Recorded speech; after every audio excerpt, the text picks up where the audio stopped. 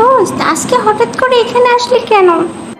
আসলে আজকে আমার বয়ফ্রেন্ড দেখা করতে আসবে, সেজন্য তোকে নিয়ে আসছি।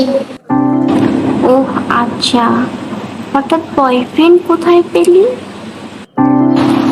আসলে ফেসবুক থেকে ওর সাথে আমার পরিচয় হয়েছে, এরপরে ও আমাকে প্রপোজ করছে, তার এই জন্য আর কি আজকে আমি প্রথম দেখা করতে আসছি এখানে।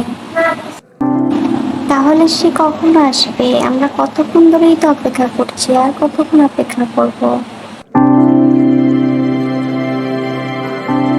কিছু মনে করিস না, আমি একটা কথা বলি। কথাটা হচ্ছে, ফেসবুকে আজকাল যে ছেলেরা কথা বলে, তারা কি আদৌ সুন্দর না অসুন্দর আমরা কি বুঝি বল?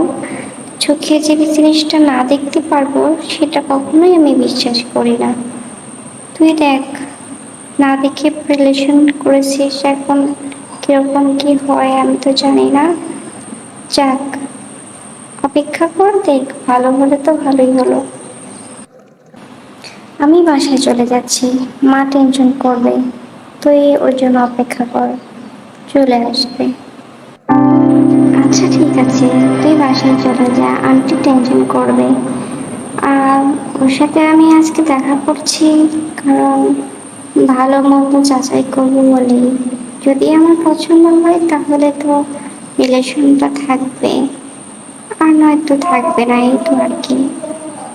ঠিক আছে, ওকে, আমার সাথে ফোনে কথা বলে নিস। All the best.